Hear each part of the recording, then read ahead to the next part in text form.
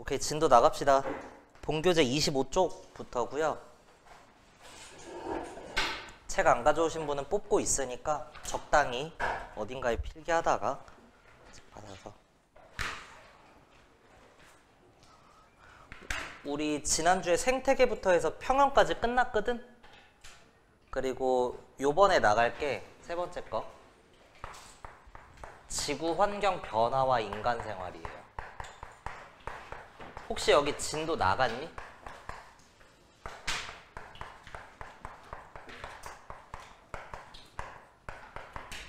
학교에서?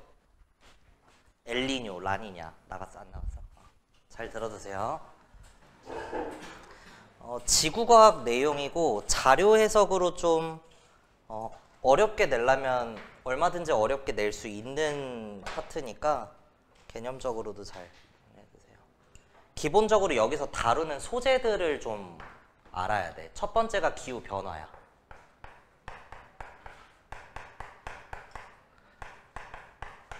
그러니까 여기서 할 얘기가 첫 번째 포인트는 지구 환경에 대해서 얘기가 나오고, 일반적인 지구 환경.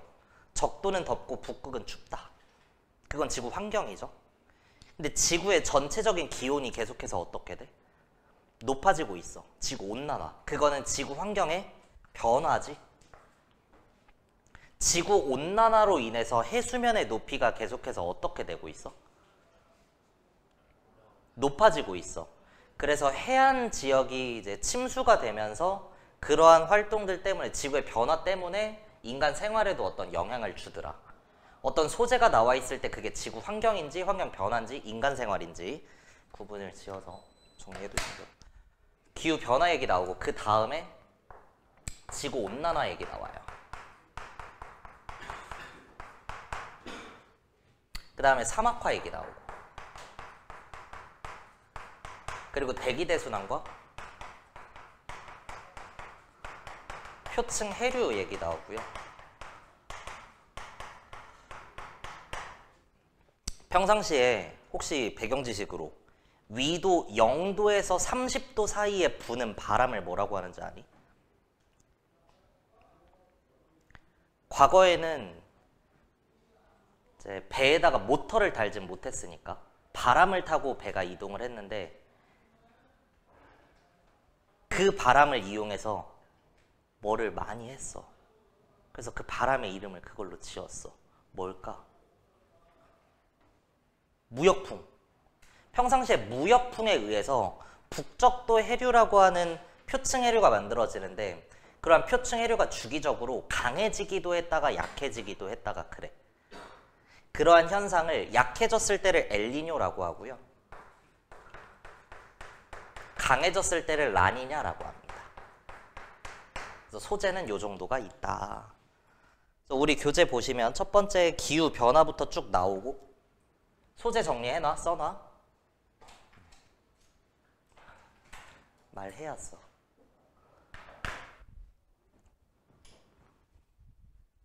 크게 어렵지는 않은 그냥 지식형 단원이니까 외울 것만 쭉쭉 체크하면서 외웁시다. 기후변화는 일정한 지역에서 오랜 기간에 걸쳐 기후가 변하는 현상. 그 중에 첫 번째 자전축의 기울기, 두 번째 경사 방향의 변화, 세 번째 지구 공전궤도 모양의 변화. 세 개가 다 중요해.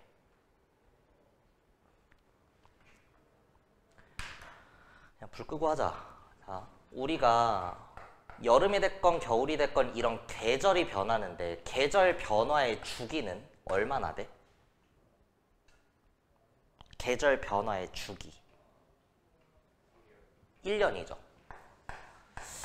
그러니까 3개월이 맞는데 그거는 봄에서 여름이 되는 거고, 주기는 뭐냐면 한 위상으로부터 인접한 동일한 위상까지의 거리가 주기야.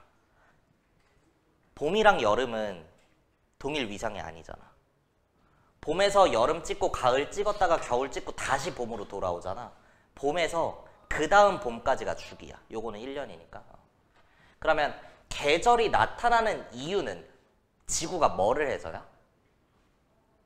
공전을 해서겠죠. 1년을 기준으로 나타나는 현상은 공전 때문입니다. 하루를 주기로 나타나는 현상은 자전 때문이고, 근데 실제로 공전을 하긴 하는데 계절의 변화가 나타나는 주기가 1년인 이유는 공전 때문이고, 계절의 주기가 1년인 건 공전 때문인 게 맞아. 근데 계절 자체가 나타나는 이유는 뭐 때문인지 아니?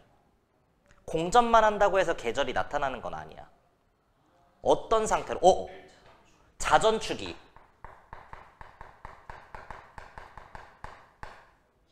기울어진 채로 공전에서 나타나는 거예요. 오케이. 그래서 계절이 나타나는 이유는 자전축이 기울어진 채로 공전을 하기 때문이다. 입니다. 그래서 계절 판단을 일단 할 수가 있어야 되는데, 지구가 태양을 중심으로 공전할 때 그 공전 궤도는 원이 아니라 타원에 가까워. 타원은 정의를 혹시 아시나요?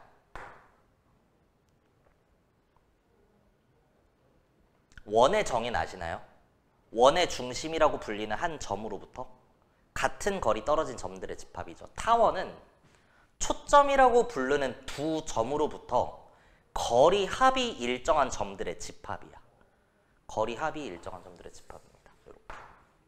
요거 그려놔야 돼. 없으니까.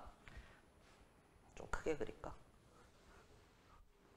그래서 실제로 지구가 태양 주변에 공전하는데 이런 타원 궤도를 따라 공전을 한다는 거고, 타원은 정의상 두 개의 초점을 얘기할 수밖에 없는데 그 중에 오른쪽에 초점에 태양이 위치한다고 그릴게요. 여기에 태양을 그려줘. 그랬을 때 지구가 얘를 기준으로 한 바퀴 도는데 1년이 걸린다는 건데, 지구를 내가 이렇게 잡았어. 멀리 있을 때가 있고 태양으로부터 가까이에 있을 때가 있어. 지금은 지구 환경에 대한 얘기를 하는 거예요. 지구의 자전축이 기울어져 있더라. 그래서 이런 식으로 기울어져 있습니다. 지금 이런 식으로. 태양이 한자로 날일자 쓰잖아. 그래서 태양으로부터 멀리 있을 때를 원일점이라고 하고요. 가까이에 있을 때를 근일점이라고 해요. 그럼 생각해봐. 태양이랑 멀리 있는 원일점일 때가 겨울일까 여름일까? 얘기할 수 없어요. 멀리 있다고 겨울인 게 아니야. 심지어 지금 우리는 겨울을 향해 가잖아. 호주는 어때? 지금 존내 덥거든? 걔네는 한여름을 향해 가고 있는 거야. 지구가 하나의 위치에 있을 때도 북반구냐 남반구냐에 따라서 두 개의 계절이 다 나타나. 하나가 여름이면 하나는 겨울이라는 거야. 그래서 계절을 판단하는 방법, 자전축이 태양을 쳐다보고 있으면 그게 여름이에요. 자, 원일점에서 북반구를 보면 자전축이 태양을 봐, 안 봐?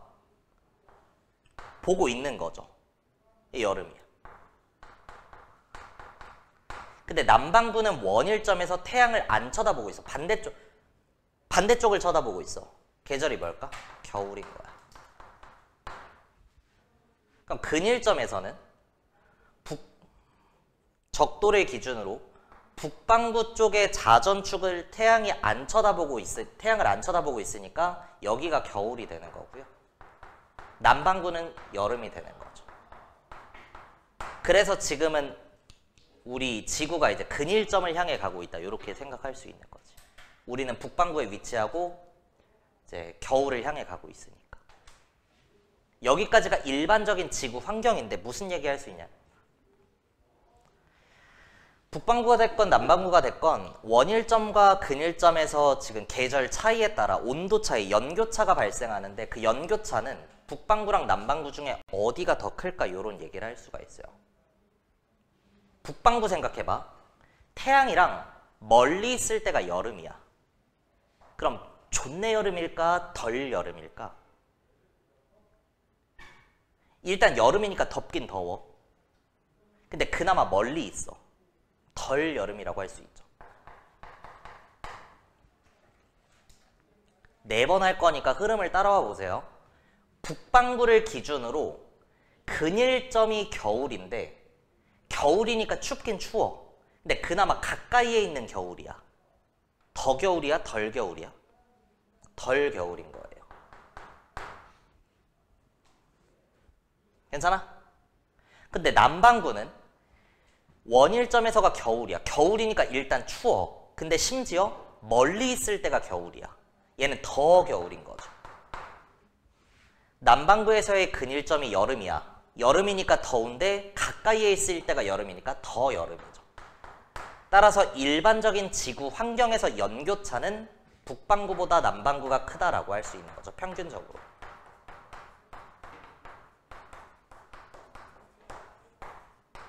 일반적인 지구 환경일 때 얘기입니다.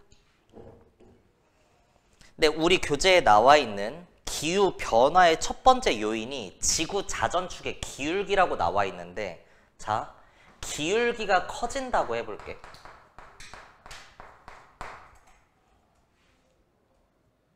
얘들아, 기울기가 커진다는 게 우리 수학적으로 급격히 이게 아니고, 지금 이렇게 자전을 하면 똑바로 자전을 하는 건데, 이렇게 공전을 하면 똑바로 공전을 하는 건데, 기울어진 채로 공전을 한대. 그러면 더 많이 기울어진다는 건 수학적으로 보면 좀 완만해지는 거긴 하지만 요게 더 기울어지는 거예요. 이해돼?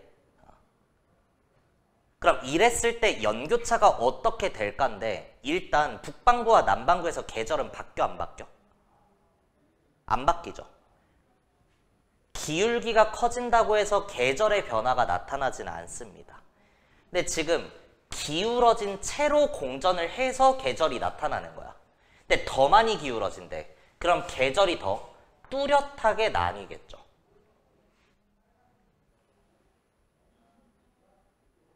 맞아? 그러면 연교차는 북반구가 됐건 남반구가 됐건 모두 다 증가합니다.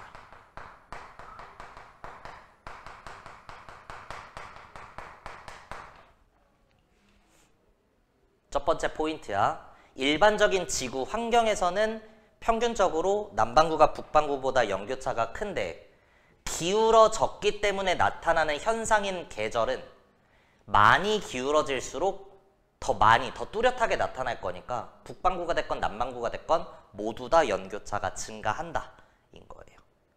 근데 이제 두 번째 포인트, 경사 방향이 변한다 라고 나와 있어. 그 얘기는 뭐냐면, 지금은 이렇게 기울어져 있으면 경사 방향이 변하면 이렇게 변한다는 거야. 자전축의 방향이 아예 반대 방향으로 바뀐다는 거지. 그러면 경사 방향이 변한다라고 했을 때 북반구는 원일점에서 여름이었는데 경사 방향이 변하고 나면 뭐가 되는 거야? 겨울이 되는 거죠. 그래서 일단 계절이 변합니다.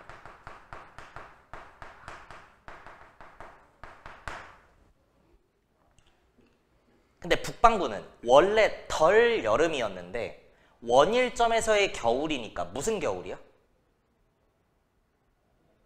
겨울이니까 추워. 근데 심지어 멀리 있어. 더 겨울이 되는 거죠. 한 번 더. 경사 방향이 이렇게 바뀐다는 거야. 바뀌고 나면 근일점에서의 북반구가 겨울이었는데 여름이 되겠죠? 여름이 되긴 돼. 근데 무슨 여름이야 이거는? 여름이니까 더운데 심지어 가까이에 있는 여름이야. 개더운 거죠? 더 여름으로 바뀝니다. 결국에 북반구의 입장에서는 덜 여름에 덜 겨울이었는데 더 겨울에 더 여름으로 바뀐다는 거고, 북반구는 연교차가 어떻게 돼? 커진다라고 할 수 있는 거죠. 근데 남반구 입장에서 생각해봐. 원일점에서의 남반구는 원래 겨울이었어. 근데 경사 방향이 바뀌고 나면 원일점에서의 계절이 뭐가 되는 거야? 여름이 되는 거야. 근데 무슨 여름이 되는 거야? 여름이니까 덥긴 더운데 멀리 있을 때가 더워. 그나마 덜 여름인 거죠. 빨리 이해하셔야 돼요. 남반구에서 경사 방향이 바뀌고 나면 원래는 여름이었는데 근일점에 있을 때 자전축이 반대 방향을 보고 있으니까 겨울이 되는 거야. 무슨 겨울이야? 덜 겨울이죠.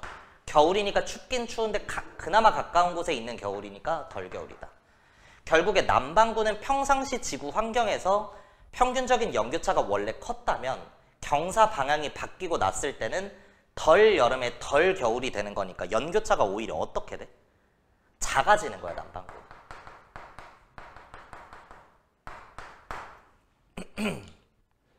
제가 왜 열심히 수업하는지 아시겠죠? 이런 게 있더라.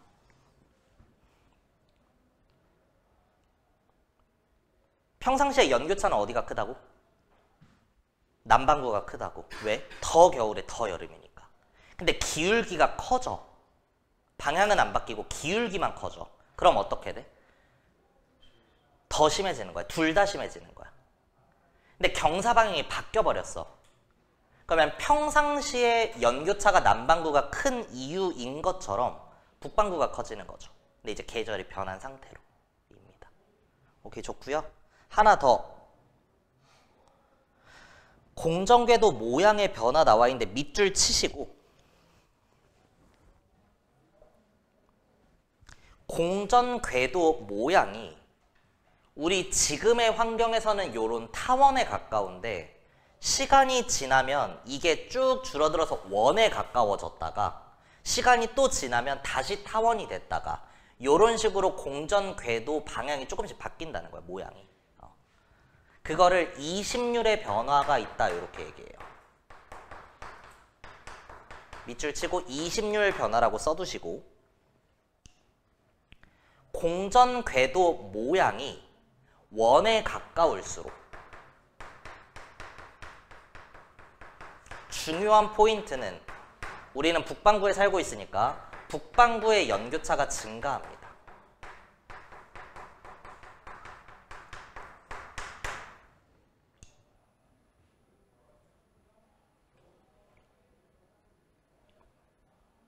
괜찮을까요? 이게 원에 가까워진다는 게 봐봐. 이렇게 왔다 갔다가 아니라 요렇게 왔다 갔다. 요렇게 왔다 갔다야. 느낌 알겠어? 그러니까 원에 가까워지면 원일점의 거리는 가까워져 멀어져? 태양으로부터 가까워지겠지. 원일점에서는 일단 가까워질 거거든. 그럼 북반구 기준으로 생각해봐. 원래 멀리 있을 때가 여름이라서 덜 여름이었는데 원에 가까워지면 북반구가 땡겨 오는 거야. 그럼 무슨 여름이 돼? 더 여름이 되겠지. 얘도 마찬가지야. 이심률이 증가할수록 이심률의 변화에 따라서 원에 가까워지면 얘는 상대적으로 멀어진다고 할 수 있어. 그러면 근일점에서의 겨울이니까 그나마 덜 겨울이었는데 조금 밀리고 나면 조금 더 겨울이 되는 거니까 연교차가 커진다라고 할 수 있는 거죠. 오케이, 요 정도 챙겨놓으면 되겠습니다. 그 다음 이제 뭐 수륙 분포의 변화, 대규모 화산 폭발, 지표면의 반사율 변화.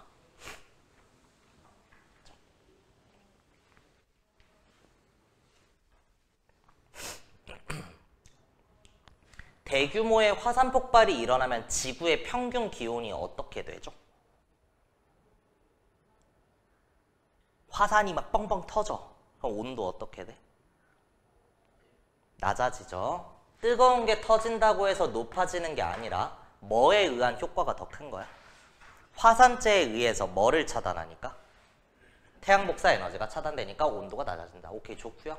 그 다음 현재의 지구 환경이 어떻게 바뀌고 있냐? 지표면의 반사율이 어떻게 될까? 지표에서 태양 복사 에너지를 받은 걸 반사시켜야 돼. 지구 복사 에너지의 양이 줄어들죠. 그 이유 빙하의 면적이 줄어듭니다. 그래서 지표면의 반사율이 감소하고 있는 변화를 겪고 있죠. 대기 중에 이산화탄소의 농도는 어떻게 변화하고 있죠? 증가하고 있겠죠. 그래서 지표면의 반사율 변화, 빙하의 면적, 숲의 면적이 변하면서 반사율이 달라질 수 있다. 대규모의 화산 폭발, 빛이 차단돼서 기온이 낮아진다. 대륙이 이동하면 대기와 해수의 순환이 변하여 기후가 변할 수 있다. 대기 조성의 변화, 이런 변화가 있다.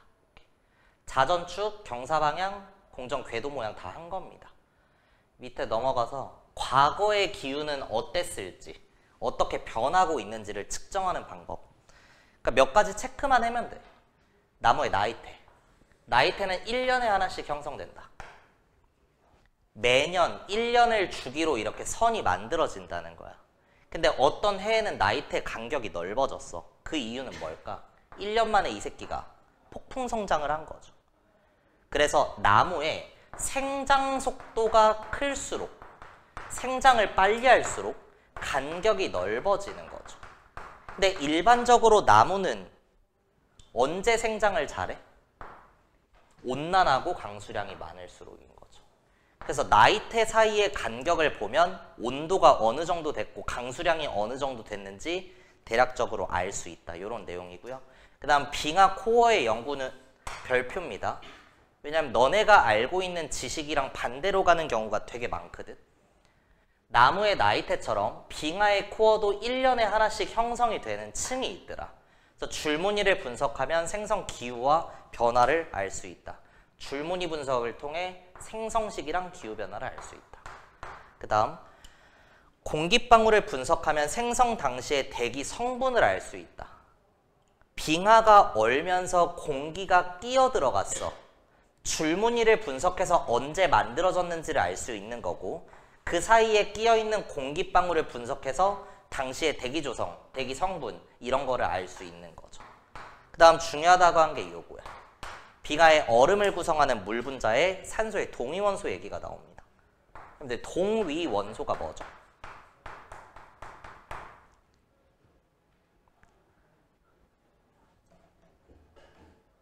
동위원소?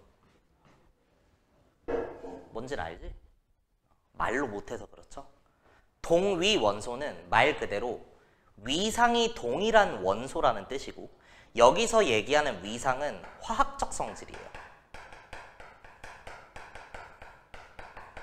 화학적 성질이 똑같은 애라는 거야. 근데 어떤 원소의 성질을 얘기할 때는 화학적 성질도 있고 무슨 성질도 있어? 물리적 성질도 있죠. 그럼 생각해봐. 동위원소는 화학적 성질이 동일한 원소래. 그 말은 물리적 성질은 같다는 걸까 다르다는 걸까 모른다는 걸까? 같을까 다를까 모를까? 다르다는 걸 내포하는 거예요. 아니 화학적 성질이 같다며. 근데 물리적 성질도 같을 수 있어? 있어요. 그럼 그건 뭐라고 해? 그냥 동일한 원소야. 똑같은 애인 거야. 굳이 화학적 성질이 동일하다라고 얘기하는 게 물리적 성질이 다르다는 걸 내포한다는 거야. 그래서 물리적 성질은 다른 겁니다. 화학적 성질을 판단하는 기준은 양성자수고요. 물리적 성질을 판단하는 기준은 질량수예요. 근데 질량수는 뭐 더하기 뭐야? 양성자수 더하기 중성자수죠. 그래서 양성자수는 같지만 중성자수가 달라서 합친 값인 질량수가 달라서 물리적 성질이 다른 원소들 간의 관계를 동위원소라고 하고, 산소의 동위원소 얘기가 나와 있으니까 이 두 마리. 일반적인 산소는 중성자를 8개를 가지고 있습니다. 근데 중성자가 10개인 산소도 있긴 해. 그러면 왼쪽의 산소는 질량수가 몇일까? 16이 될 거고요. 오른쪽은 18이 되겠죠. 산소는 이런 동위원소를 가진다는 거야. 16산소, 18산소. 근데 빙하의 얼음을 구성하는 물의 화학식이 뭐고? H2O고요.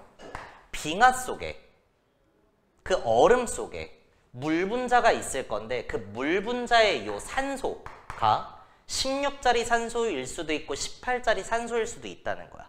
이 비율을 비교해 보면 당시의 기온 변화를 추정할 수 있다. 이렇게 나온 겁니다. 자, 이거는 지식형이니까 써놔야 돼. 온도가 높을수록 질량수가 18인 산소에 증발이 많이 일어나요.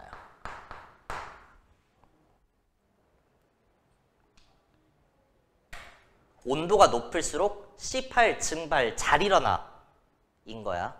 그러면 온도가 높을 때 만들어진 빙하에는 18산소를 이용해서 만든 이 물 분자가 많이 있을까 조금 있을까? 조금 있을 것 같은데 많아서 별표인 거야. 우리가 단순히 추론하는 거랑 반대로 가요. 그래서 왜 그러냐면 온도가 높을수록 C8 증발이 잘 일어나면 물 속에는 얘가 많이 없는 게 맞는데 빙하가 만들어지는 과정은 기본적으로 눈이 내려야 돼. 기상현상이 나타나야 돼. 기상현상은 뭐가 만들어져야 돼? 구름이 만들어져야 된다는 거야. 구름은 언제 만들어져? 공기가 상승하면 만들어져.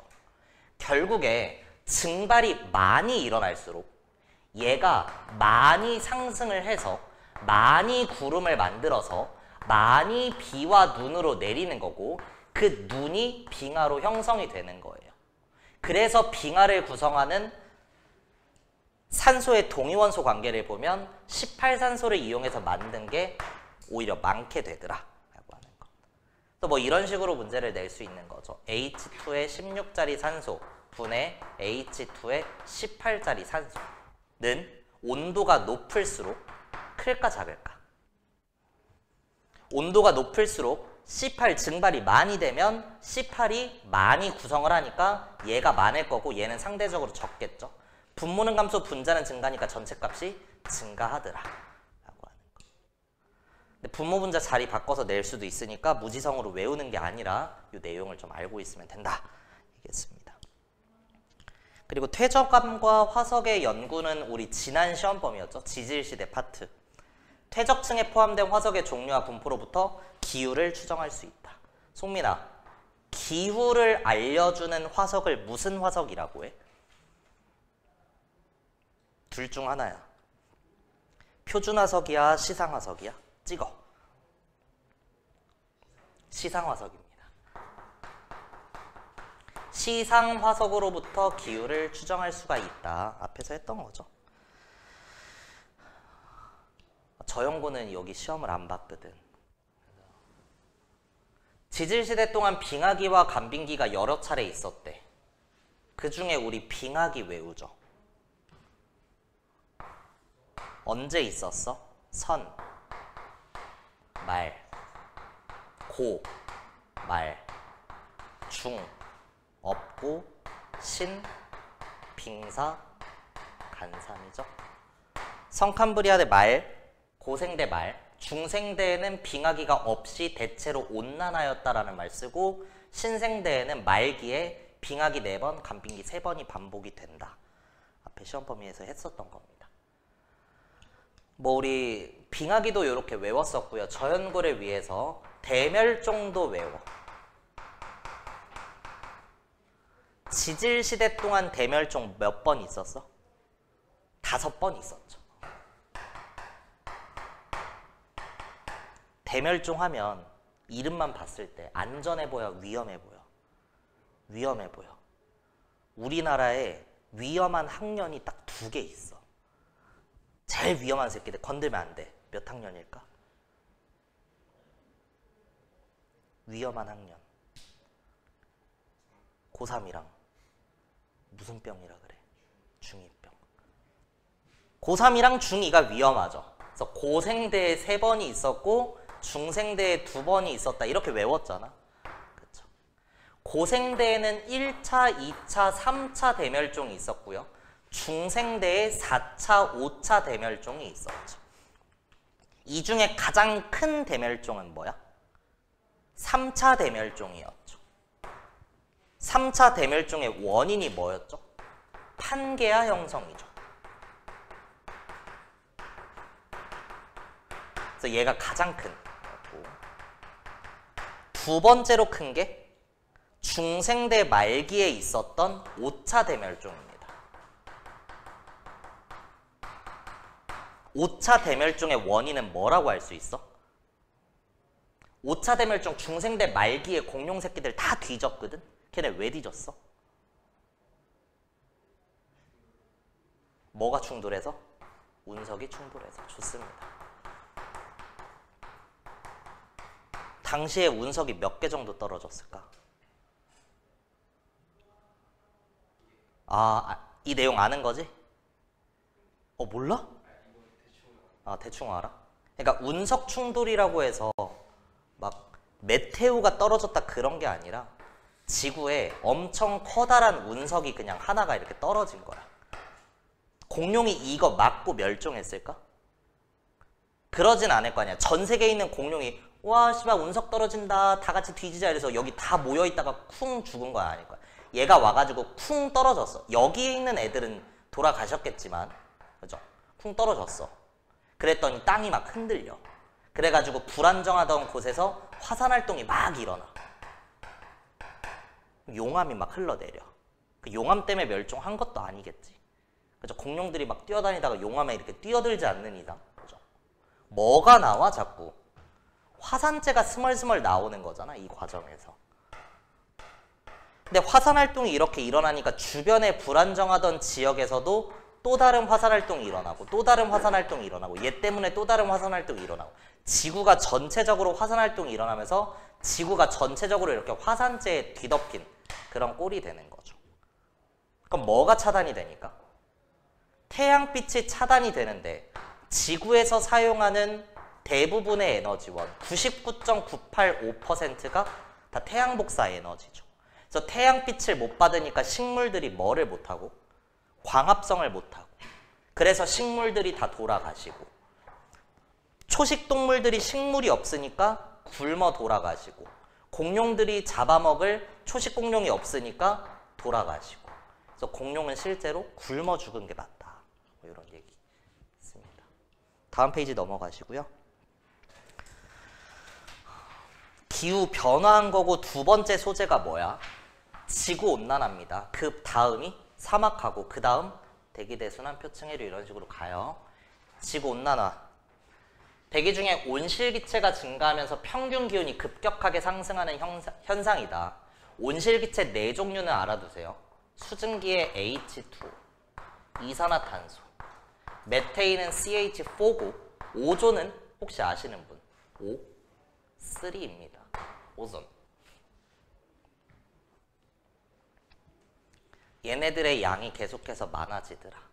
빙하나 숲의 면적 변화를 비롯한 지표면의 변화, 화산 폭발로 인한 화산 분출물 방출, 대기 조성의 변화로 온실기체의 양이 증가하고 있다. 그러한 온실기체의 양이 증가하는 경향성과 지구의 평균 기온이 상승하는 경향성이 대체로 비슷하기 때문에 지구온난화는 온실기체 때문이 아니냐 이런 식으로 해석을 하는 거고요. 평균 기온이 상승하면 해수의 열팽창과 빙하의 융해로 해수면이 상승한다. 해안 저지대가 침수되고 육지의 면적이 감소한다. 그래서 평균 기온이 상승하면 빙하의 양이 어떻게 돼? 줄어들겠죠. 빙하가 줄어들면 반사율은 어떻게 돼? 줄어들겠죠. 그러면 지구 복사 에너지의 방출량이 줄어들면 온도가 어떻게 될까? 온도가 이미 높아져서 빙하가 적어졌어. 그럼 반사를 잘 못 시켜. 그럼 온도가 어떻게 될까? 더 높아지겠죠.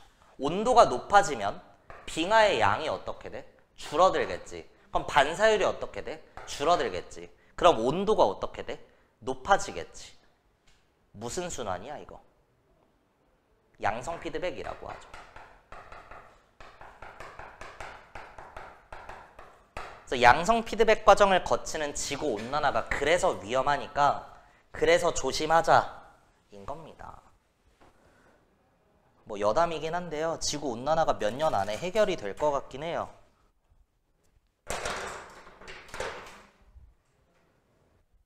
몇 주 전에 논문이 나온 게 있거든. 얘기했는지는 모르겠지만. 그래서 궁금하시면 네이버에 뭐 지구온난화 관련해서 좀 찾아보면 나올 겁니다. 그게 이산화탄소만을 포집하는 어떤 신소재를 만들었거든. 그래서 그게 상용화가 되면 지구온난화가 끝날 것 같아요. 강수량과 증발량이 변하면서 기상의 이변이 발생한다. 강수량이 많아지면 무슨 이변? 비가 많이 내리니까 폭우. 호우, 홍수 이런 피해가 발생할 수 있고요. 증발량이 많아지면 건조해지니까 사막화가 지속화될 수 있고 가속화될 수 있고 가뭄이나 산불 이런 인간 생활에 이런 식으로 영향을 줄 수도 있다는 거죠. 육지와 해양의 생태계 변화에 의해서 생물 다양성이 감소하면 결국은 안 좋더라.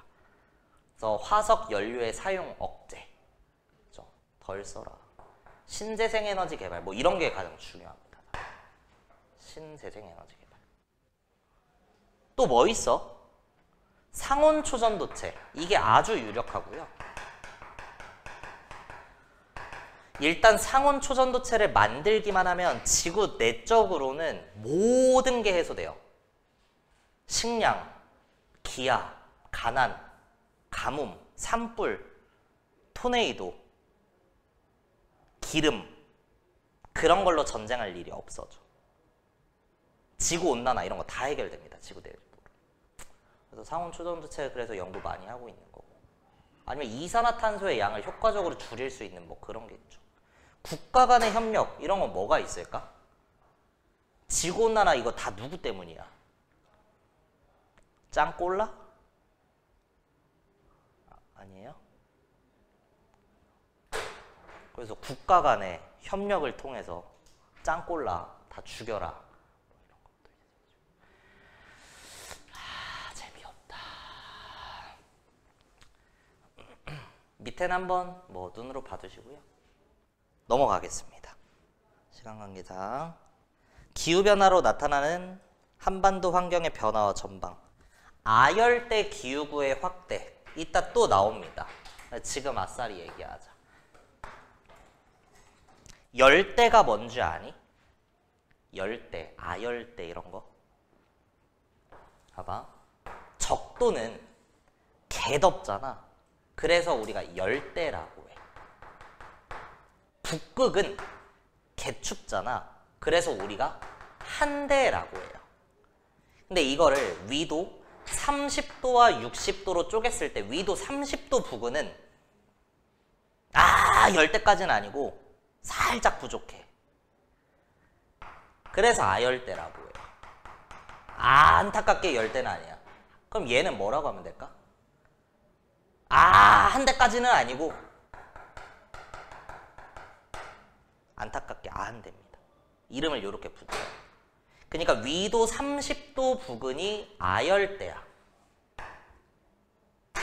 우리나라가 아열대에 속하는 나라죠.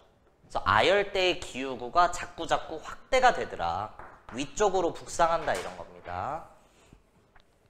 계절의 길이 변화. 여름철은 길어지고 겨울철은 짧아진다. 됐습니다. 아까 뭐 누가 얘기한 대로 하나의 계절을 지금 공식적으로 됐다. 3개월로 지정을 하는데 지금 기상청에서는 이 길이를 좀 바꾼다고 하네요. 내부적으로. 그래서 여름은 한 달 늘리고 겨울은 3주 정도 줄이고 봄, 가을에서 적당히 땡겨가지고 한 주 정도 줄이고. 봄꽃의 개화 시기가 점차 빨라진다. 됐나요? 봄꽃의 개화 시기가 빨라지는 이유는 겨울이 짧아져서 그렇습니다. 요거는 지난주에 얘기했던 것 같아. 봄꽃은 언제 펴? 봄에 펴요 말고 일조 시간이 길어질 때 피는 거죠. 그래서 겨울이 짧아지면 그만큼 봄, 여름이 빨리 다가오는 거니까 봄꽃이 빨리. 농작물의 재배지가 변하고 연안 수온이 상승해서 난류성 어종이 증가한다. 오케이. 밑에 위도별 에너지.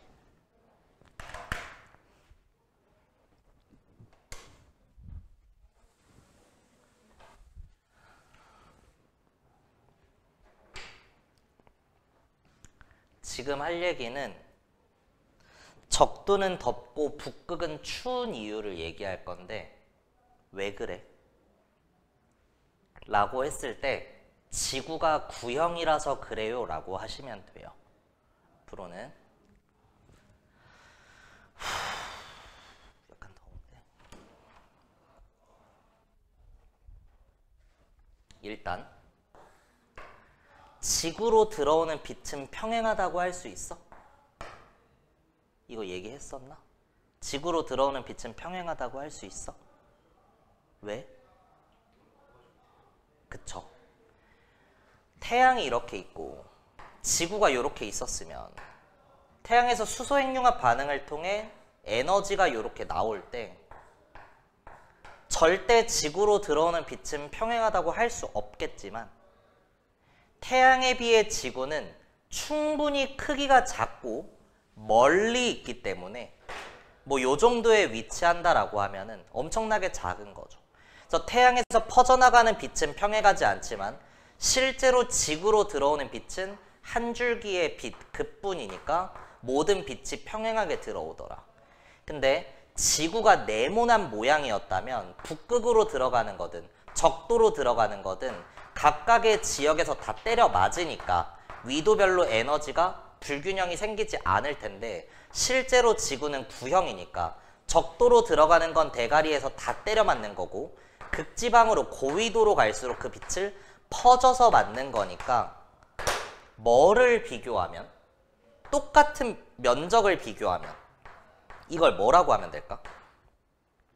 단위 면적이라고 하면 되죠. 그래서 단위 면적당 도달하는 태양 복사 에너지의 양을 비교하면 위도별 에너지 불균형을 설명할 수 있다. 이런 관점입니다.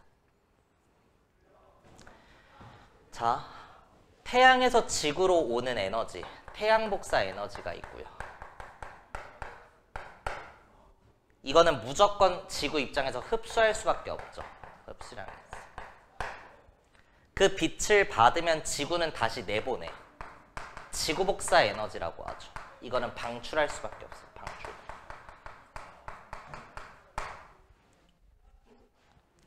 적도지방, 저위도는 어떻게 쓰지?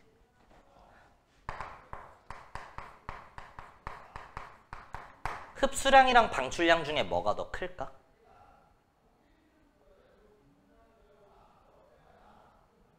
저위도는?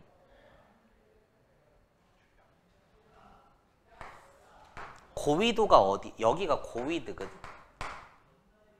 여기는 뭐야? 여기 고위도죠. 여기가 뭐야? 저위도예요. 여기가 중위도입니다. 그러니까 내가 얘기한 거 저위도, 적도는 흡수하는 게 많아? 방출하는 게 많아? 당연히 흡수하는 게 많을 거고 고위도로 갈수록 방출량이 커지겠죠. 그럼 이제 오해할 수가 있는 게 그냥 흐름대로 따라와 주세요.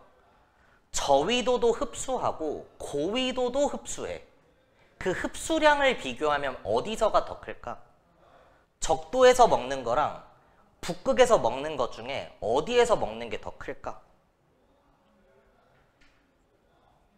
저위도에서 먹는 게 당연히 크겠죠. 자, 저위도는 많이 처먹어서 더워. 고위도는 조금 처먹어서 더운 거야. 다시 조금 처먹어서 추운 거야.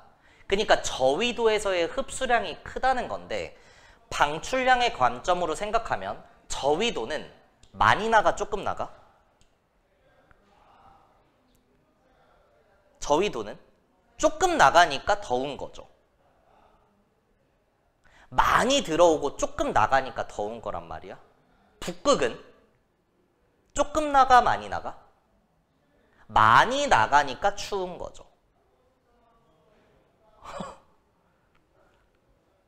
멍때리지 말고 듣고 있어. 적도는 덥잖아. 많이 먹고 조금만 나가서 더운 거고 북극은 춥잖아. 조금만 먹고 많이 나가서 추운 거란 말이야. 그러면 단순히 이 관계만 생각했을 때 북극에서의 방출량이 더 클 것 같은데 실제로는 흡수량이 됐건 방출량이 됐건 모두 다 저위도에서 큰 거예요.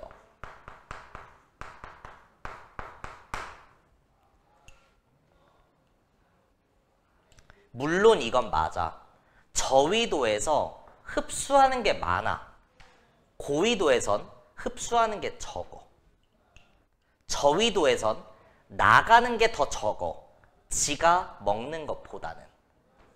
고위도는 나가는 게 많아. 지가 먹는 것보단. 근데 여전히 흡수량의 핑크색을 비교하건 파란색의 방출량을 비교하건 모두 다 어디에서 더 큰 거야? 저위도에서 큰 거예요. X축이 위도고요. Y축이 에너지 양입니다. 그래서 여기가 위도 0도라고 찍어 놓은 거고 요 구간이 위도 90도 구간인 거예요. 북위 90도 이런 식으로. 그래서 흡수량이 됐건 방출량이 됐건 모두 다 저위도에서 크다 얘기할 수 있고, 저위도 부근은 흡수하는 양이 방출하는 양보다 많으니까 에너지가 과잉되어 있는 상태고요. 고위도 쪽으로 갈수록 역전이 생기면서 방출이 더 많이 일어나니까 에너지가 부족해지겠죠.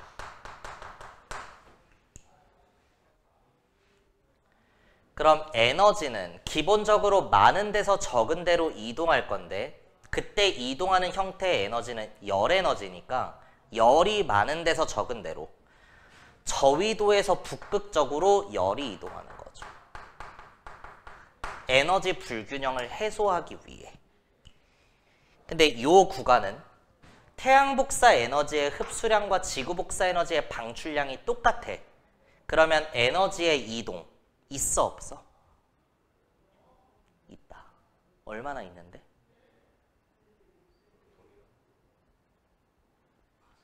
가장 많이 있는 거예요.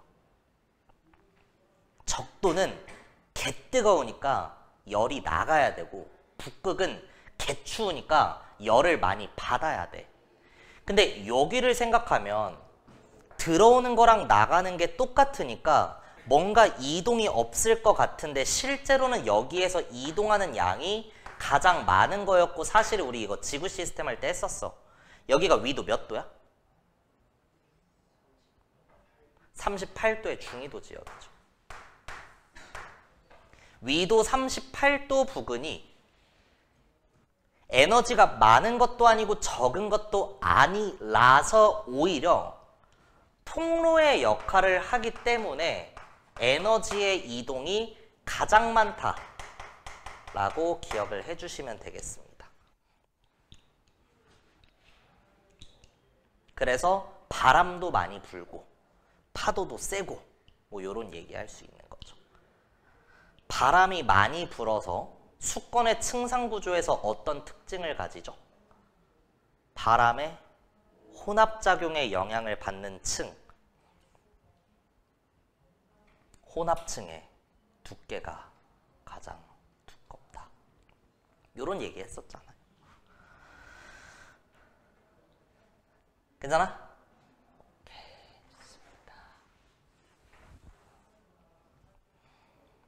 대기대순환 개론만 얘기하고 쉬었다 할게요. 지구가 이렇게 있어. 기억을 잘해야 돼. 이 존나 중요해. 여기는 개 중요해. 알았지? 5분만 집중해줘. 스타트는 두 군데야. 진짜 중요하다. 적도랑 북극이야. 적도는 뜨거워, 차가워? 뜨거워요. 북극은 차가워요야. 요거 기억하면 돼. 적도는 뜨거워. 뜨거우면 공기는 상승해, 하강해?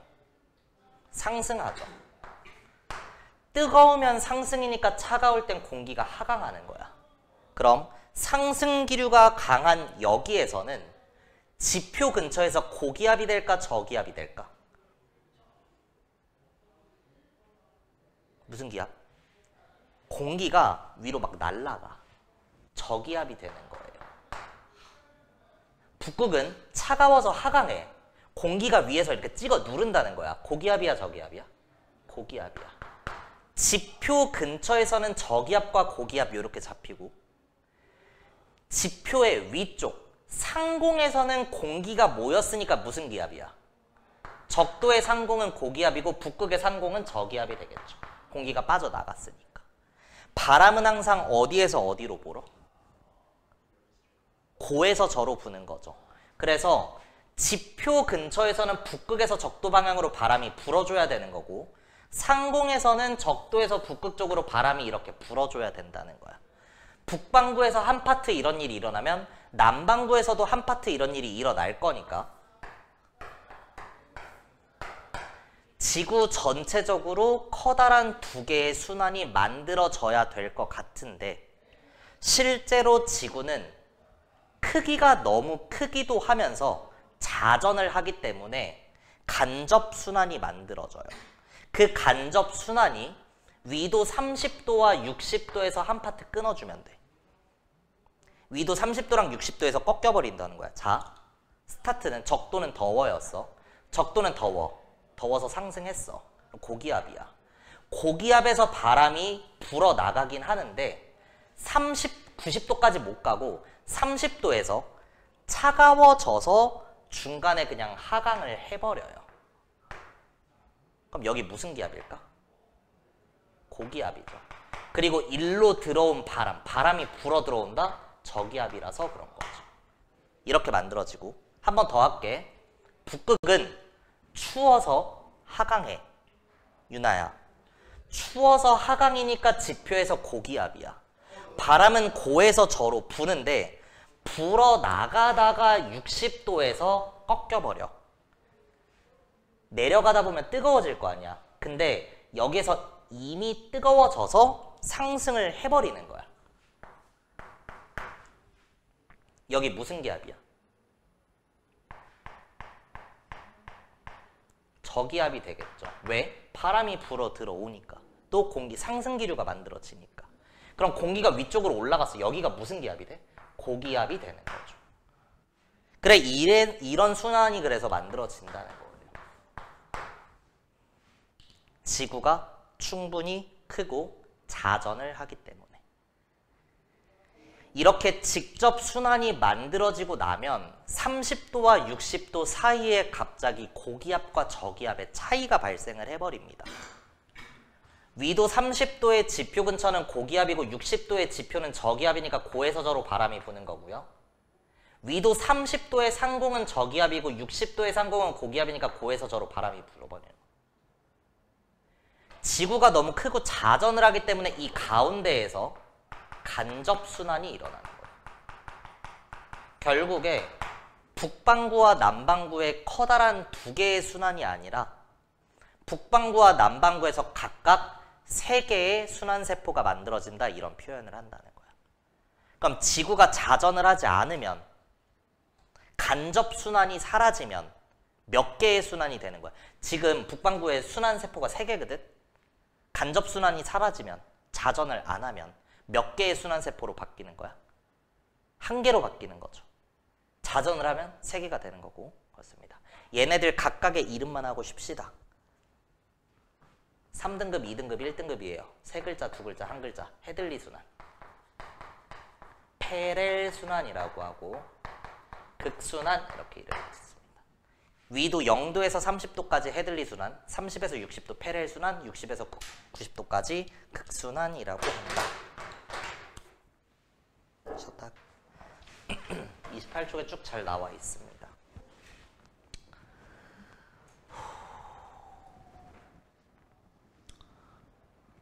북반구랑 남반구에서 이렇게 각각의 세 개의 순환세포가 만들어지는데 지구가 자전을 하기 때문에 바람이 불긴 부는데, 봐봐. 고위도에서, 고기압에서 저기압으로 일단 바람이 불어야 되거든? 근데 바람이 불긴 불어. 근데 그 과정에서 지구가 뭐 해? 계속해서 지구가 자전을 해.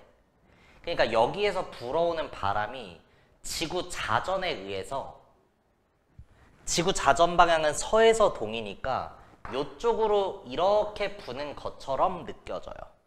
그래서 지구의 자전에 의해 이렇게 휘는 힘을 전향력이라고 하고,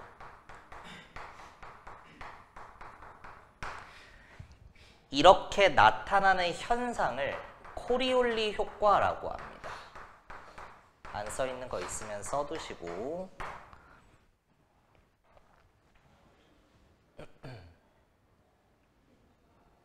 그래서 바람의 방향을 잡아줄 때 서에서 동으로 자전을 하기 때문에 반대쪽으로 이렇게 휘어지는 바람이 불어요. 바람 방향 이렇게 잡아주면 돼. 자, 스타트 적도에서 해볼게. 적도는 뜨거워. 뜨거워서 상승하니까 고기압이야, 저기압이야? 지표 근처에서 저기압이야. 맞아? 그리고 위도 30도, 60도, 30도, 60도 이렇게 끊기로 했죠. 고기압과 저기압, 높다, 낮다는 상대적인 개념이기 때문에 저기압 옆에는 뭘까? 고기압이고 고기압 옆에는 저기압이고 저기압 옆에는 고기압이에요. 저 옆에는 고 옆에는 저 옆에는 고인 거예요.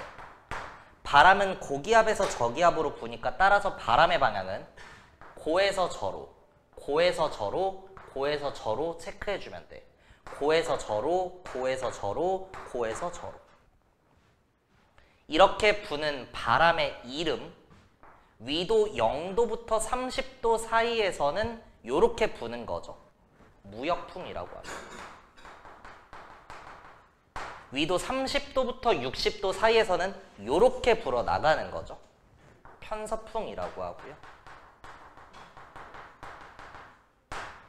위도 60도와 90도 사이에선 90도에서 60도 쪽으로 다시 이렇게 부는 거죠.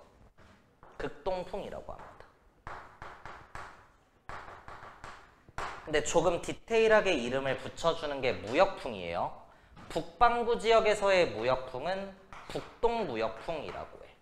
바람은 불어오는 방향의 이름을 지어주기 때문에 북반구에서는 이렇게 불어나가는 거잖아. 그죠? 북쪽이면서 동쪽이니까 북동무역풍이라고 하고. 그럼 얘는 뭐라고 할까? 바람이 이렇게 불어나가. 남쪽이기도 하고 동쪽이기도 하니까 얘는 남동무역풍 이렇게 이름을 붙이는 거죠. 대기대순환 끝입니다. 이름 잘 외워주시고 밑에 해수의 표층순환, 해수의 표층 해류. 해양의 표층에서 나타나는 해수의 순환이다. 발생 원인은 대기대순환, 대륙의 분포, 전향력 모두를 고려해야 된다.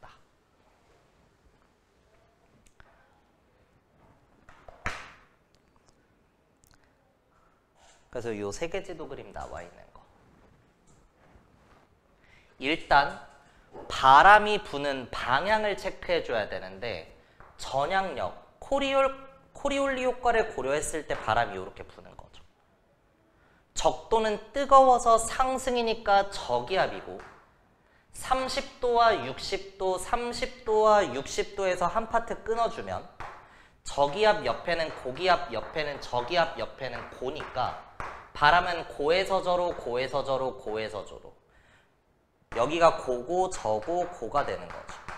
고에서 저로 고에서 저로 고에서 저로 바람이 분다. 무역풍, 편서풍, 극동풍. 그래서 어떤 해수의 표층 순환을 보면 바람에 의해서 이동하는 것들이 있어. 그 대표적인 예시가 북적도 해류예요. 얘는 위도 0도와 30도 사이에서 왼쪽으로 이동을 하죠. 그 이유는 요거에 의해서 나타나는 거야. 얘 이름이 뭐였어? 북동무역풍이죠.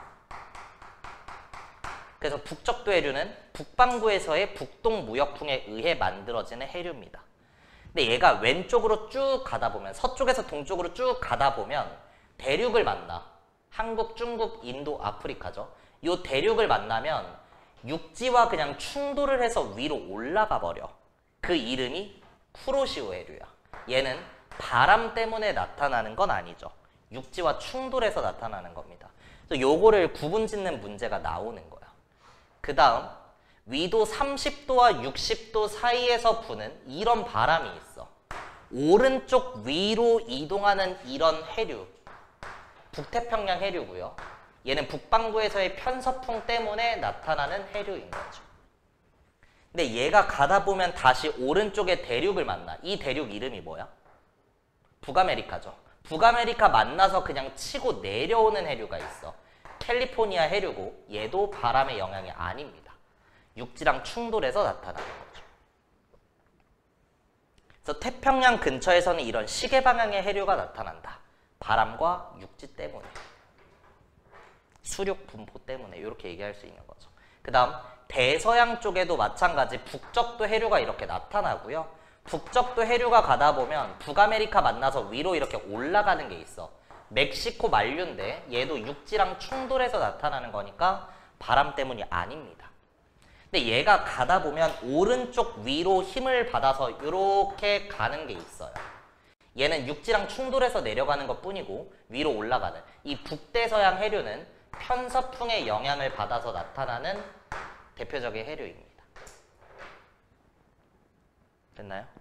북반구에서의 무역풍, 북동 무역풍에 의해 북적도 해류 만들어진다. 쿠로시오 해류나 멕시코 만류는 육지랑 충돌해서 그냥 올라가 버리는 거고 북태평양 해류와 북대서양 해류는 북반구에서의 편서풍의 영향을 받는다. 근데 얘네가 가다 보면 육지랑 충돌해서 이렇게 내려올 때가 있어. 캘리포니아 해류랑 까나리아 해류. 얘네는 바람의 영향을 받은 게 아니라 수륙 분포 때문에 나타나는 거죠.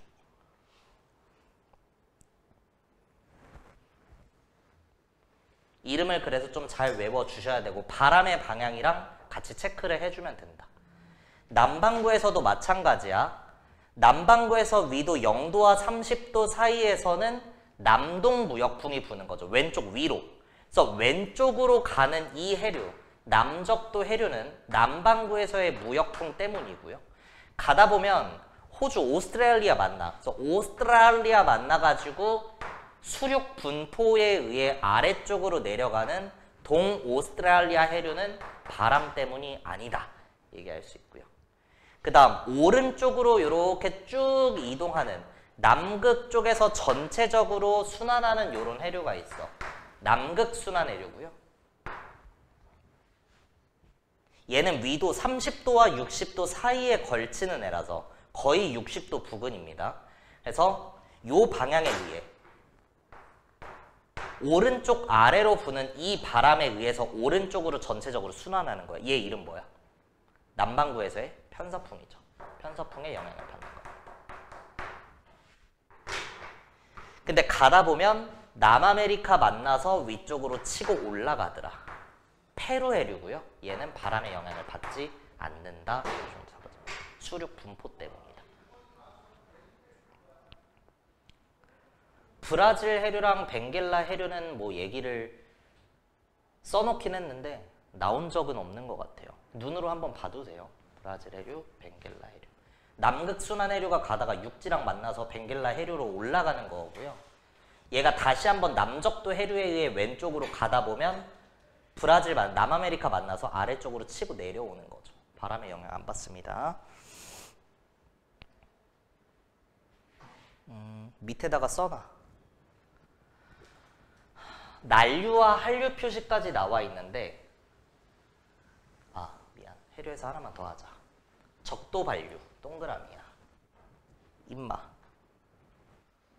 적도 부근에서 무역풍의 반대 방향으로 이렇게 이동하는 지속적인 해수의 이동이 있어요. 적도 반류. 얘는 바람의 영향 받을까 안 받을까? 기본적으로 북위 0도에서 30도는 이렇게 불고요. 남위에선 이렇게 불거든. 그럼 얘는 바람의 영향 받아 안 받아? 그러니까 바람 때문에 오른쪽으로 가는 거니? 그건 아니죠. 얘도 바람의 영향 안 받는 애입니다. 역행하는 거죠. 오히려. 바닷물의 양을 전체적으로 맞추기 위해서 이동한다. 이 정도로 생각하시면 되는데 중요한 포인트는 뭐냐면 이름은 적도 반류인데 적도보다 위쪽에서 흐릅니다. 평상시에. 우리 혹시 이런 내용 아니?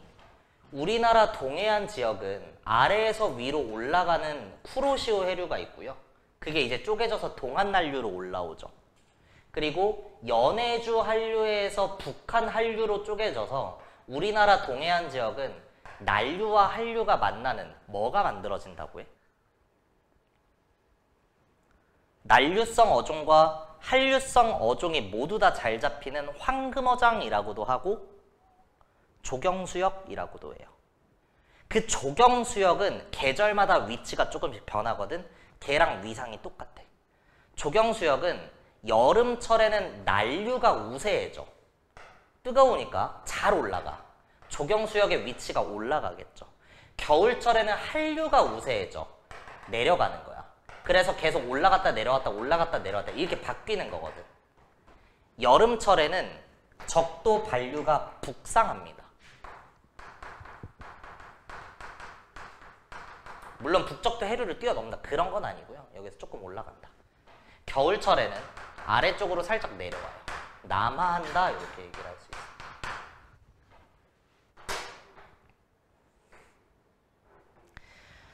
난류와 한류의 분류 기준은 저위도에서 고위도로 올라가면 난류고요. 고위도에서 저위도로 내려오면 우리가 한류로 분류하겠죠. 뜨거운 물이 올라가고 차가운 물이 내려오고 이렇게. 여기서 뭐 얘기할 수 있냐면 난류가 한류보다 큰 물리량이 있어. 그게 수온이야. 표층 수온. 당연히 높겠죠. 그러면 염분이 어떻게 될까? 짠 정도. 더 짠 거예요. 그래서 기본적으로 난류가 한류보다 염분이 높습니다. 난류가 한류보다 큰 물리량은 표층수온과 염분 이렇게 두 종류예요. 그 다음 난류보다 한류가 더 큰 물리량을 갖는 것도 있어. 두 가지야. 첫 번째는 용존 산소량이에요. 이게 뭔지 알지? 바닷속에 포함되어 있는 산소의 양이야. 근데 이거는 염분이랑 같이 가는 개념이거든. 기본적으로 난류는 온도가 높아. 염분이라고 하는 건 염류가 얼마나 많이 들어있냐인 건데 염분은 기본적으로 고체 용질에 대한 개념이니까 고체 용질의 경우에는 용해도가 온도에 비례하죠. 그래서 온도가 높을수록 염분이 높고 더 짠 거야. 이해돼? 한류에 용존 산소량이 나와 있는데 한류는 기본적으로 온도가 낮아. 근데 산소는 많이 포함되어 있대. 얘는 무슨 상태니까? 기체 상태니까. 기체 용질의 경우에는 용해도가 온도에 반비례하는 거죠. 차가울수록 기체는 잘 녹으니까. 그래서 한류에서의 용존 산소량이 더 많은 거야. 하나 더. 영양염류 써두세요. 류는 한류가 더 많습니다.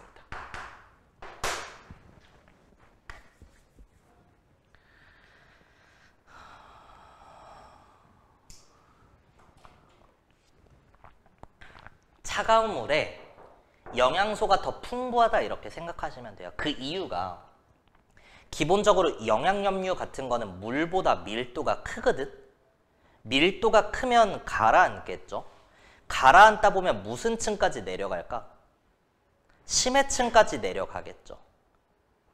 근데 기본적으로 혼합층과 심해층 사이에 무슨 층이 존재해? 수온 약층이 존재하죠. 근데 수온 약층을 기준으로 아래쪽은 온도가 낮고 차가운 게 아래쪽에 있고 위쪽이 뜨거우니까 아래가 차갑고 위에가 뜨거워. 차가운 건 계속해서 밑에 있으려고 하고 뜨거운 건 위에 있으려고 하니까 섞여 안 섞여? 여기서 대류 안 일어나요. 그래서 수온 약층이 많이 발달할수록 혼합층과 심해층 사이의 물질이나 에너지 교환을 차단해. 그래서 표층 수온이 높으면 높을수록 심해층과의 온도 구배가 커지는 거니까 수온 약층이 많이 발달하면서 물질 교환이 잘 안 일어나는 거야. 근데 한류래 온도가 낮다는 거야. 표층 수온이. 그럼 수온 약층이 덜 발달하겠죠. 결국에 이 가운데에서는 얘보다는 물질이나 에너지 교환이 조금 더 일어날 수 있으니까 표층의 영양염류가 많이 분포할 수 있다. 이런 개념이에요. 개념 설명은 했고 결국 그냥 외우시면 되겠습니다. 이런 식으로 물어봐. 북적도 해류랑 까나리아 해류 중에 영양 염류의 양은 어디에서 더 많을까 이렇게. 그게 그냥 한류랑 난류 구분하라는 거지. 북적도 해류는 뭐야? 적도에서 흐르는 거니까 난류야. 까나리아 해류는 뭐야? 육지랑 만나서 아래로 내려오니까 이거 한류야. 영양 염류 어디서 많을까? 까나리아에서 많은 거예요. 영양 염류. 이런 식으로 그냥 매칭해서 푸는 문제. 오케이, 좋습니다. 다음 페이지. 사막화. 여기는 별 내용 없어요. 빨리 하자.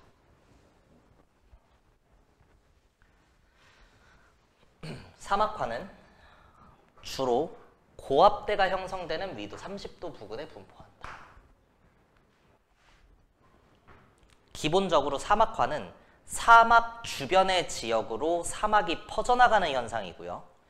지구 환경의 관점에서 일단 만들어져 있는 사막도 위도 30도 부근이고 그게 퍼져나가는 것도 30도를 기준으로 퍼져나갑니다.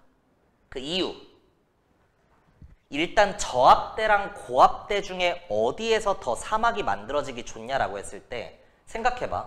적도는 사막이 만들어지기 너무 좋거든? 뜨거우니까. 근데 얘는 뜨거워서 공기가 뭐해? 상승하죠. 공기는 상승하기만 하면 뭐가 만들어져? 구름이 만들어지죠. 그러니까 열대인 적도 부근에서는 온도가 높기 때문에 공기가 상승해서 구름이 많이 만들어져서요. 비가 많이 내립니다. 그러니까 강수량이 많은 거야. 그래서 열대 상승이니까 고압대야 저압대야? 공기가 위로 올라가. 고기압일까 저기압일까? 위에서 찍어 누르면 고기압이고요. 위로 올라가면 저기압입니다. 열대 저기압은 사막이 만들어질 이유가 없죠. 비가 많이 내리니까. 근데 아열대가 있어. 위도 몇 도야? 30도야. 얘는 저기압이면 얘는 무슨 기압이었어? 고기압이었죠. 얘는 아까 했던 대로 하강기류가 많이 만들어지는 거거든. 공기는 상승해야 구름인데 하강하면 구름이 안 만들어지는 거죠. 따라서 비가 안 내리는 거니까 충분히 뜨겁기도 하면서 비도 안 내려.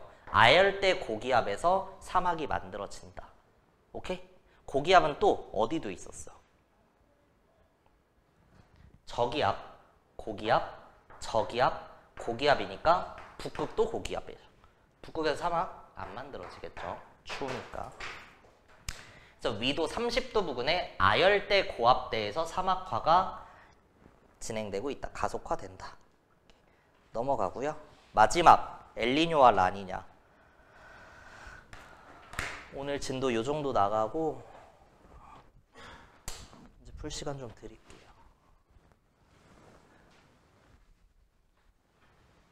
우리가 지금 진도 나가는 단원 이름이 뭔지 아시는 분? 네? 지구, 환경, 변화와 인간 생활입니다. 단원명은 좀 외워두세요. 너네 고등학교 2학년, 3학년 올라와서 화학을 나랑 하지? 단원 안 외우면 그냥 내쫓아. 지가 뭘 배우는지를 모르면은 절대 성적이 안 나와요. 통합과학, 통합사회는 그 문과 애들이랑 같이 하잖아. 그래서 괜찮을 수도 있는데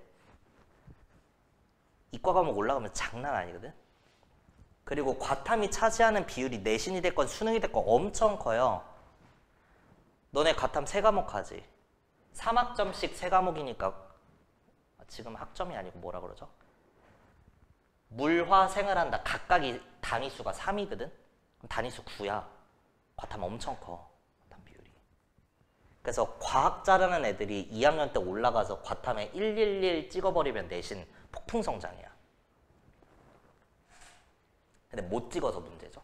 어쨌든 지구 환경 변화와 인간 생활이고요. 관점에 따라서 첫 번째는 일반적인 지구 환경을 알아야 되고 그게 변해.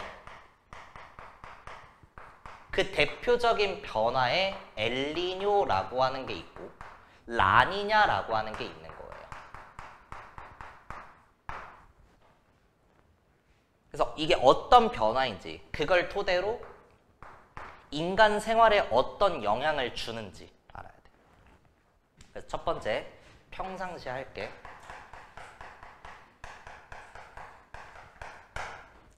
평상시에 태평양을 기준으로 서태평양이 있어. 그 서태평양 지역의 동해안 지역, 서태평양의 동해안, 여기에 인도네시아라고 하는 나라가 있습니다. 그리고 태평양을 기준으로 여기는 동태평양이 되겠죠. 동태평양의 서해안 지역, 여기에는 페루라고 하는 나라가 있어요. 아까 페루 해류 할 때 나왔었죠. 평상시에는 위도 0도와 30도 사이에서 북적도 해류와 남적도 해류가 흐르니까 전체적으로 바닷물이 왼쪽으로 이동을 합니다. 북적도 해류, 남적도 해류에 의해서. 근데 얘는 무슨 바람에 의해 만들어진 해류야? 위도 0도와 30도니까 무역풍에 의해서죠. 평상시에는 무역풍에 의해서 북적도 해류나 남적도 해류에 의해 동태평양의 서해안 지역인 페루에서 서태평양의 동해안 지역인 인도네시아로 북적도 남적도 해류가 이동을 한다. 근데 북적도나 남적도 해류는 난류야 한류야? 난류야 한류야? 난류죠. 그러니까 뜨거운 바닷물이 평상시에도 저쪽으로 잘 간다는 거야. 그 말은 평상시에 인도네시아의 표층 수온이 높겠죠. 따뜻한 바닷물이 와주니까. 그러면 온도가 높으면 공기는 상승이야 하강이야? 상승이죠. 공기는 상승하기만 하면 뭐가 만들어져? 구름이 만들어지는 거죠. 구름이 만들어지면 기상현상이 나타나는 거죠. 따라서 인도네시아는 평상시에 온도가 높고 비가 많이 내려요. 오케이? 그럼 페루는 상대적으로 뜨거운 바닷물이 저쪽으로 많이 가. 뜨거운 바닷물이 가다 보면 육지랑 만나서 범람해? 그건 아니고 육지랑 만나서 아래로 이렇게 내려가겠죠. 그래서 심층에서는 이쪽으로 바닷물이 이렇게 이동을 하는 거거든. 차가운 바닷물이. 근데 이 차가운 바닷물이 오다 보면 이 지하에서 남아메리카 대륙을 막 뚫고 가는 게 아니라 육지가 있으면 그거를 치고 이렇게 올라오겠죠. 그래서 평상시에 페루 쪽에서 차가운 바닷물이 심해층에서 많이 올라오고 이 현상을 용승이라고 해요. 차가운 바닷물의 용승에 의해 페루 지역의 서해안 지역은 평상시 표층 수온이 낮습니다. 온도가 높으면 상승이니까 낮으면 하강하는 거고요. 상승하면 구름이니까 하강하면 구름이 안 만들어져요. 그럼 기상현상이 안 나타나는 거지. 평상시에 페루는 추우면서 비가 잘 안 내려. 막 바짝 말랐다 그게 아니라 그냥 인도네시아보다는 비가 좀 덜 내리고 그런 상태이다라고 하는 겁니다. 이게 지구 환경에서의 일반적인 환경, 평상시예요. 근데 이러한 환경이 변화드라에서 대표적인 예시 엘니뇨, 라니냐 나와 있는데 라니냐부터 할게. 이게 쉬워서. 라니냐는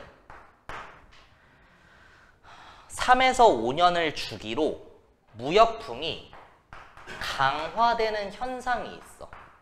그냥 지구라서 그래요. 주기적으로 이렇게 무역풍이 강해질 때가 있어.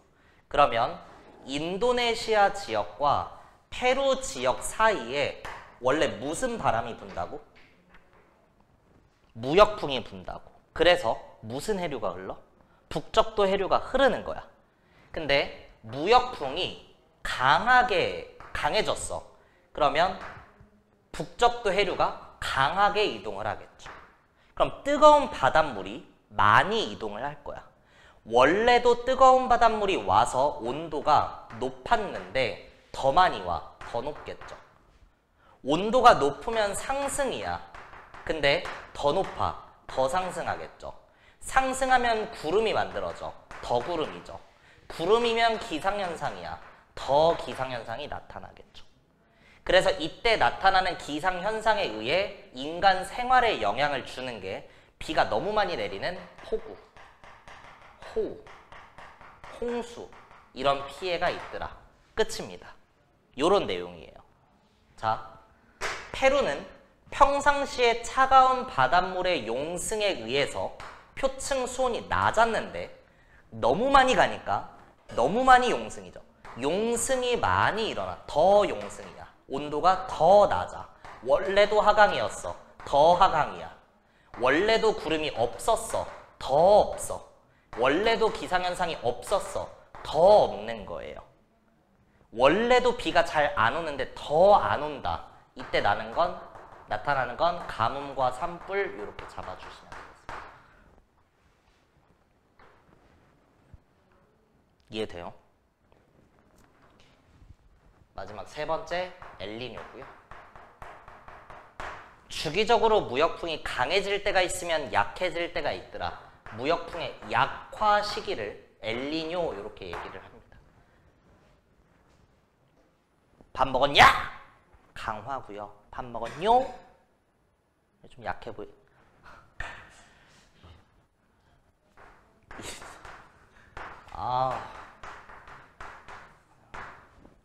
평상시에 무역풍에 의해 북적도 해류가 페루에서 인도네시아 쪽으로 가야 되는데 약해. 잘 못 가. 그럼 상대적으로 여기가 무슨 기압인 걸까? 바람이 일로 부네? 저기압이겠죠. 그럼 여기는 상대적으로 고기압인 거죠. 그래서 바람이 이렇게 부는 거예요. 역으로. 결국에 북적도 해류가 많이 못 가니까 따뜻한 바닷물이 이쪽 페루 근처에서 상대적으로 모이게 되는 거고, 무역풍이 약해지면 인도네시아는 원래 온도가 높았는데 온도가 상대적으로 낮아지는 효과인 거야. 따뜻한 바닷물이 안 오니까. 뜨거우면 상승, 차가우면 하강이 되는 거죠. 상승하면 구름이니까 하강하면 구름이 안 만들어지고 기상현상이 안 나타나요. 근데 인도네시아는 원래 기상현상인데 기상현상이 없대. 가뭄과 산불이라고 잡아주시면 돼요. 한 번 더 할게. 페루는 원래 따뜻한 바닷물이 많이 가서 원래 차가운 바닷물이 용승해서 원래 차가워야 되는데 페루랑 가까운 지역의 온도가 상대적으로 높아지는 효과죠. 온도가 높으면 공기는 상승하고 상승하면 구름이 되고 구름은 기상현상이야. 페루는 원래 기상현상이 없는데 기상현상이 나타났대. 비가 갑자기 많이 오는 거니까 폭우, 호우, 홍수 피해가 예상된다. 이런 키워드가 잡히는 거예요. 그래서 평상시 환경 알아두시고 라니냐와 엘니뇨 시기에 각각의 지역에서 표층 수온이 어떻게 될지, 어떤 기상현상이 나타날지 이런 얘기 잡아주면 됩니다.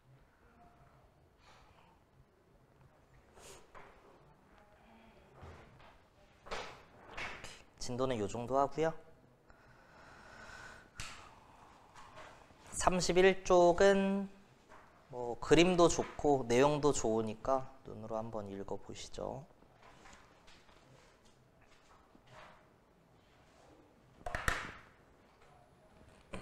38번. 가와 나는 평상시와 엘니뇨 발생 시에 태평양 적도 부근의 대기 대순환을 순서 없이 나타냈다. 그림을 보고 뭐가 뭔지 알아야 돼요. 가가 평상시야 엘니뇨야? 평상시죠. 평상시처럼 대기순환이 이렇게 이쁘게 만들어지고 있습니다. 나는 무역풍이 약해져서 반대쪽으로 여기서 모이는 거고 여기에 온도가 높아지는 거예요. 엘니뇨입니다. 뭐 밥 먹었뇨? 이렇게 해도 되고요. 엘니뇨니까 약화 이렇게 해서 이응으로 외우셔도 되고 어떻게든 외워주세요. 무역풍은 가는 평상시 나는 약화니까 강하다 맞다. 니은의 동태평양과 서태평양의 표층 수온 차이는 언제가 더 클까? 평상시가 큰 거예요. 평상시에는 인도네시아는 온도가 그냥 높고 페루는 온도가 그냥 낮아. 원래 높고 원래 낮아. 근데 무역풍이 약해지면 상대적으로 차가운 바닷물의 용승이 덜 일어나고 얘는 온도가 상대적으로 낮아지고 얘는 상대적으로 높아지는 거예요. 원래 인도네시아가 높고 원래 페루가 낮아. 근데 온도가 뒤바뀌면서 얘는 온도가 낮아지는 거고 얘는 온도가 높아지는 거니까 이 둘의 간극은 작아질 수밖에 없다. 표층 수온 차이는 가가 더 크다라고 해야 돼서 틀린 보기. 디귿 반대로 나와 있으니까 틀린 보기 이렇게 골라주면 되겠죠.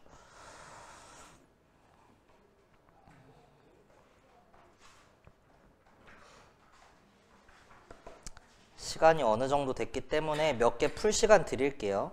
4번, 5번,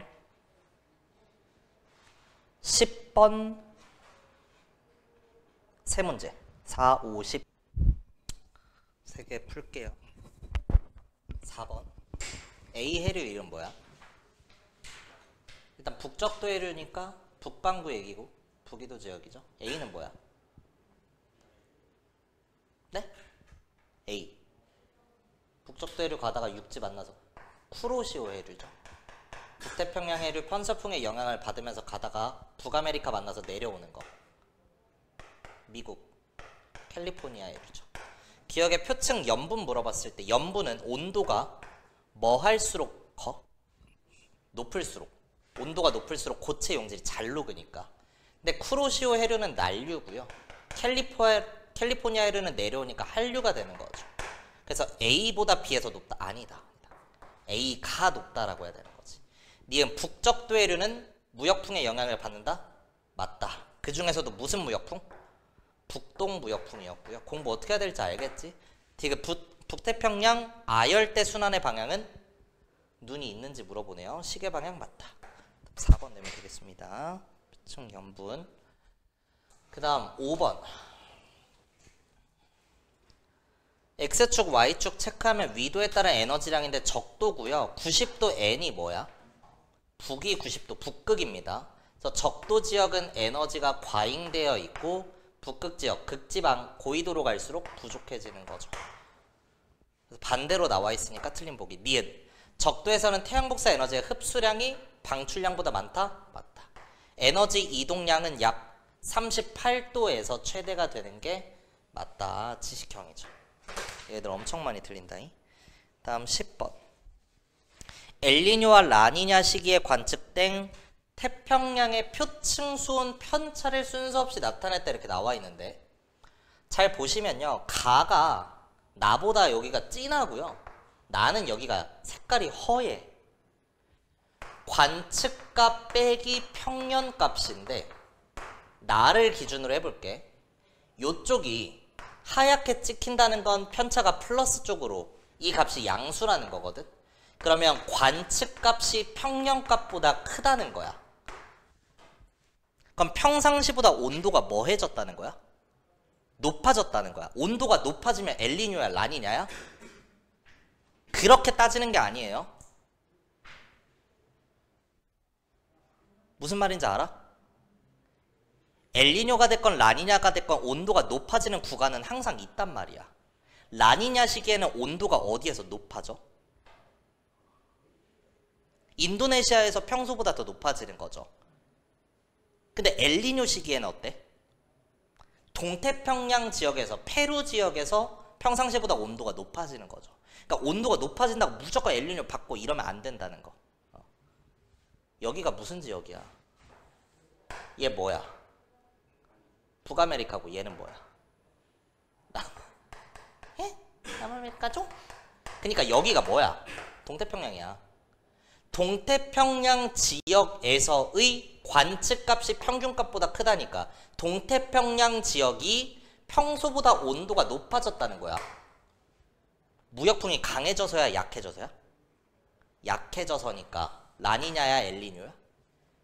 밥 먹었뇨? 가 되는 거죠. 가는 자연스럽게 라니냐 이렇게 될 겁니다.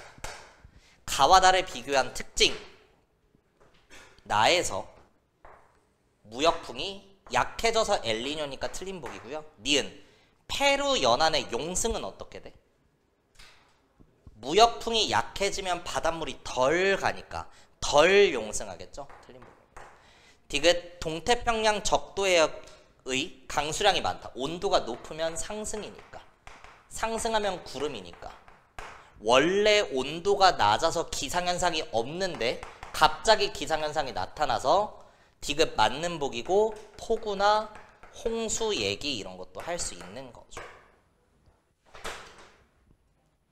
그게 좋습니다. 자료 해석 잘 하시고 다음 주까지 숙제는 아시겠지만 50쪽까지랑 기출픽은 워크북 형태로 잘 푸시고요. 질문할 거 있으면 카톡으로 하든 가져오든 어쨌든 정식 숙제는 50쪽까지랑 우리 주간지 50문제 있습니다. 끝.